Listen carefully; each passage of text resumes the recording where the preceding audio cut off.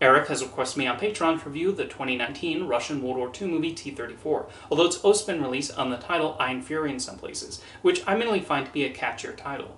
Much like countries like the United States and the United Kingdom have films about the armies going up against the Nazis during World War II, the Russian film industry apparently has plenty of their own too. My experience with Russian war movies is minimal, but what I think of this particular film. This is a movie that primarily excels on a technical level rather than fully developing its characters. This is a well-mounted production with the filmmakers putting out all the stops and depicting the action scenes involving this tank taken by these Russian prisoners of war. The plot is a simple one with these soldiers going up against the Nazis, especially an officer trying to capture them. There's a focus on the destruction caused by these tanks as they roll through the roads and into the towns, and it's all directed in a flashy, over-the-top style. The characters all fit into simple archetypes with not a whole lot standing out about them, although one of the Russians in the tank was played by Yuri Borisov, who recently gained attention for his Oscar-nominated role in Nora. I actually found the most interesting character to be Anya, who serves as a translator between the German and Russians, and we see how she gets involved in Nikolai's plan to steal the tank. I even wish she got more screen time, and I was disappointed that they resorted to turning into a love interest, complete with sappy music playing in the background. Regarding the depiction of the Nazis, the scenes within the prison war camp do not even come close to capturing the brutality inflicted on the POWs. The filmmakers specifically said they intended the movie to mainly serve as entertainment, and I'm not asking for this to become Schindler's List, but knowing that about 3 million Soviet prisoners died in the camps, it's difficult to ignore. We see the prisoners given a surprising amount of freedom to walk around and do as they please, and the Nazis look like morons for entrusting them with this tank. I think the camp scenes are where the film most drags, although things pick up when they escape on the tank.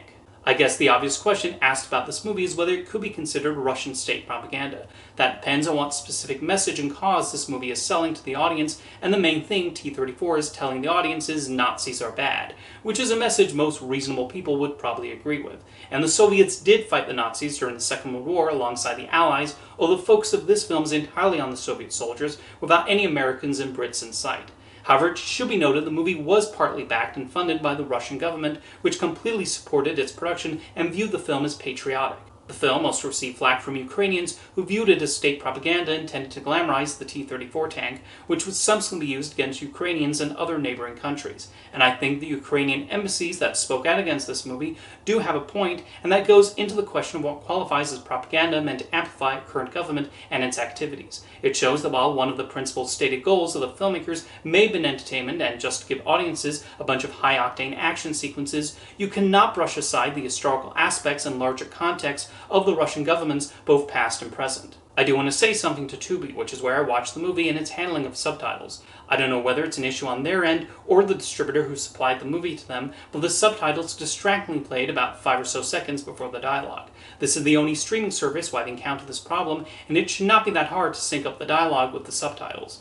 As a result, it meant that I saw what a character was saying well before they said it. I eventually figured out a system to make it less distracting, but it's nonetheless worth pointing out. It certainly did nothing to improve my understanding of the Russian language, of which the only 2 words I know of are "do svidaniya" and "borscht." At least in the case of this movie, dialogue is not really that important, and during the tank scenes, most of the dialogue consists of phrases like "fire this" and "shoot that." Something else I should mention is that there exist 2 cuts of this movie. There's a version that runs about 2 hours and 20 minutes, which is the original Russian cut, and which Amazon labels as a director's cut. This is also the length of the movie available to rent on Apple. However, there's a shorter cut running 1 hour and 53 minutes, which is what you find for digital rental on YouTube and streaming on Tubi, so that's what I watch. So it's entirely possible the longer cut is better, as it probably adds more characterization. But overall, while T-34 excels at the action sequences, I felt the characters were not developed, and it's hard to ignore the possible propaganda intent in this production.